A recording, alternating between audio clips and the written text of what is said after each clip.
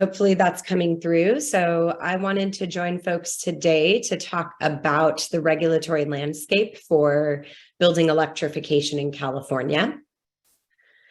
First, I snapshotted a report here that was a pretty significant part of shaping California's policy when it comes to the built environment. When California was exploring the different pathways to achieving our high renewable energy future, this report was foundational in pointing to the fact that building and transportation electrification are the most cost-effective pathway for California to achieve our climate targets. And that was a really important piece of information to make its way into the regulatory landscape and started to influence many programs and policies moving forward. Among other reasons that we might be interested in exploring building electrification, we know that all electric buildings are safer, not only for the environment, but also for the occupants of buildings. All of this said, we also know that we need a very thoughtful plan to transition away from the fossil gas infrastructure that we have in this state. Before we go too much farther, I wanted to pause and celebrate a little bit. We've had some pretty significant gains in the past handful of years as it comes to building electrification. First of all, many of you have been tracking the Inflation Reduction Act, which brought a really historic level of investment into building decarbonization and climate programs and policies more broadly. For the first time in 2022, heat pump shipments outpaced those of gas furnaces. So that's a pretty significant win that we should all be celebrating. Stovegate, which occurred in January of this year, as many people became afraid that the liberals were coming to take your gas stove, actually had an outsized impact on piquing America's interest in induction technology. Google searches for induction technology, as well as for heat pump technology, had peaked in January, higher than they ever had before. I pulled a few of these from the report that I screenshotted here from the Building Decarbonization Coalition. So if you want to dig deeper into any of these outcomes, that's a good place to look. California has been a leader, not only in the state, but really globally. Recently, our legislator committed $1.1 billion to building decarbonization in 2022. I will note that some of that funding is potentially on the chopping block this year. So if you are motivated to advocate for continued funding in building decarbonization, there are budget hearings happening this week at the legislature where you can express your support. California's main market rate incentive program for building decarbonization, the TEC program, dispersed more than $30 million in incentives. This is over 10,000 heat pump HVAC systems and nearly 10,000 heat pump HVAC systems and 1,000 heat pump water heater systems that were installed between August of 2021 and January of 2023. I will note also that only $3 million of those dollars went to disadvantaged communities. So we'll touch on that in a moment. The California Energy Commission is really leading with strengthening building codes for all electric buildings, helping to address the new construction that goes into our state. And air quality agencies are really beginning to act on the link between the combustion of gas appliances and harmful air pollutants. Bay Area Air Quality Management District had a historic vote last year, upholding their ban on fossil gas appliances in the Bay Area Air Quality Management Region. That goes into effect in 2027. And the California Air Resources Board is considering a rulemaking to ban the sale of fossil gas appliances by 2030 in California. The Public Utilities Commission has been very active in this space. Some of the actions from the last handful of years include removing subsidies for gas line extensions, where a customer would be subsidized to have natural gas or fossil gas run to their property. This is important. It helps keep from continued investment in a fossil gas infrastructure that we know we'll be moving away from. The CPUC also expanded funding for all electric appliances and is currently exploring phasing out natural gas subsidies for new construction, as well as looking at rate design to promote the affordability of all electric buildings. This is something that's very pertinent to this audience and this topic. Local jurisdictions in California have the authority to implement building codes that go beyond the Energy Code Title 24. More than 75 California jurisdictions have taken some form of action in favor of electric preferred building codes. We have a tracker where you can follow along and find out which jurisdictions actually across the country have passed which type of building code. So you can track there for more information. One of the things that we'll talk about in a minute here is the fact that this graphic shows how many of the jurisdictions in California that have taken this action are really focused on the coast.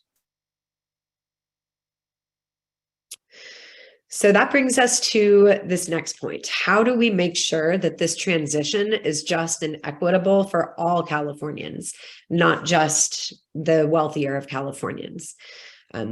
There's a report that will be coming out from the Climate Center and the Building Decarbonization Coalition soon, talking about the level of funding that's necessary to support this transition.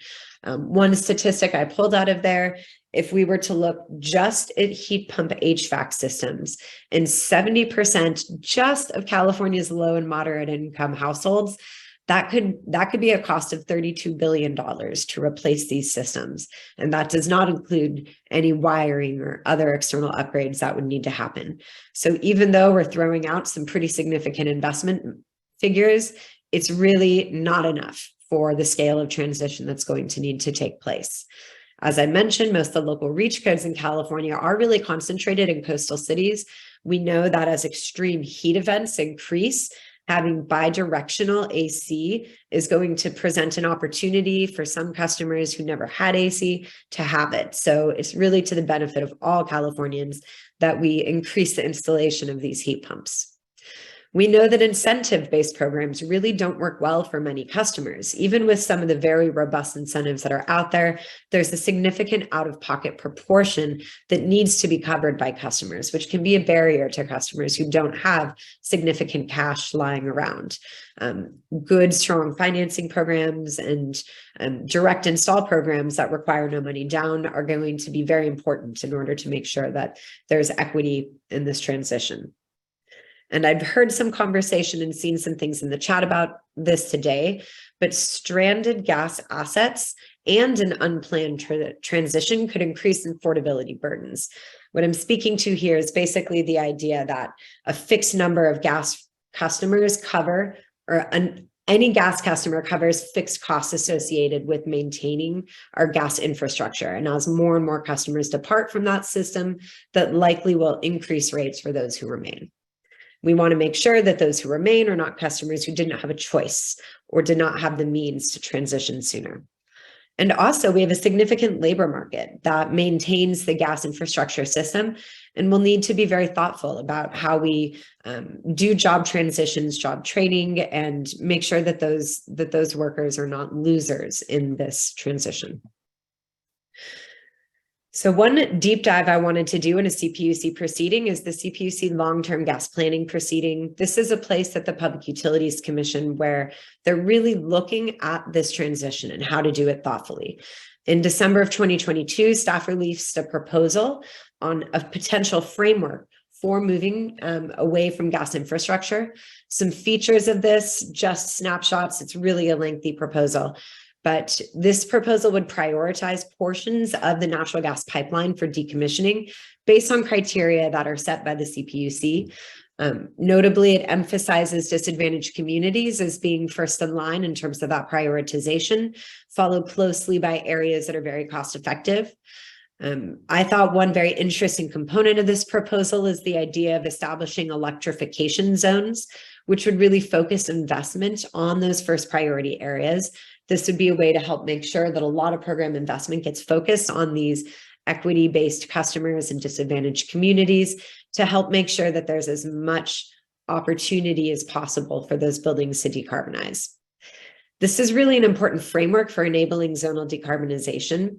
One thing I will note is that it does not propose establishing the long-term forward-looking framework that really will be necessary in order to plan for these decommissioning projects. For those of you who have not heard about zonal decarbonization, I thought it would take just a moment to talk about it. The idea of zonal decarbonization is that you focus on a portion of gas pipeline that potentially is slated for replacement or repair. And as an alternative to investing in that replacement or repair, you divert that investment into building electrification instead.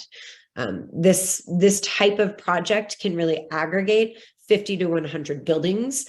That allows for more high roads job. It's a better entree for skilled labor to be involved in these building electrification projects because they're much larger size projects that can be planned over a specific time frame.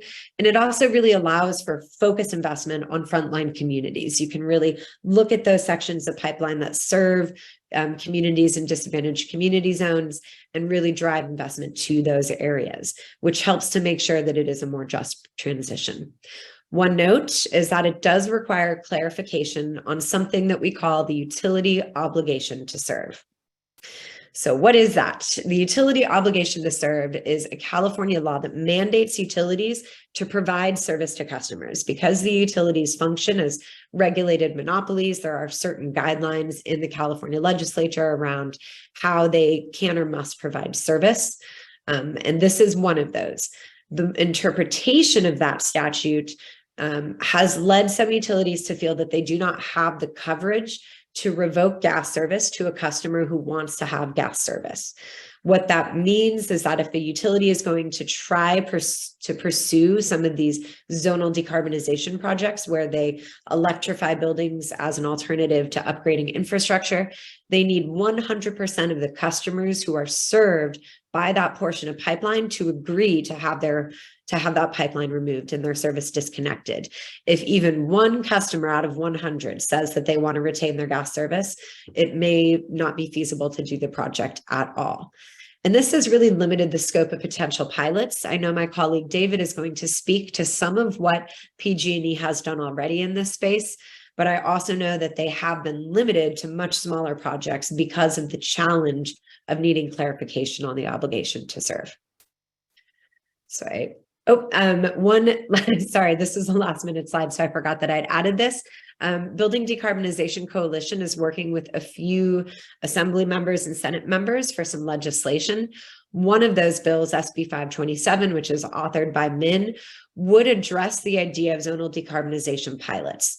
It directs the CPUC to move forward with pilots that allow cost-effective use of funds, that really leverage the use of skilled and trained labor. The obligation to serve would be removed in the context of these pilots. Another thing that I think is important to point out is that it directs the Public Utilities Commission to define adequate alternative service, meaning making sure that the customer is going to be served well and that we're not increasing costs by taking away gas. Last thing is that it also directs exploration of at least one thermal energy network pilot or network geothermal pilot. These are pilots that really circulate either refrigerant or geothermal across a neighborhood, really, and then you can plug into that system instead of having an air source heat pump system. Another bill that we're also working on this year is AB 593 with Haney. California has done a good job setting targets in terms of what we would like to achieve from all electric buildings. This bill would go one step further and actually establish metrics and targets for the emissions in the built environment sector, as well as developing a comprehensive plan for how to achieve this. Here's my contact information if you have any other questions, and I will stop sharing. Thank you all very much.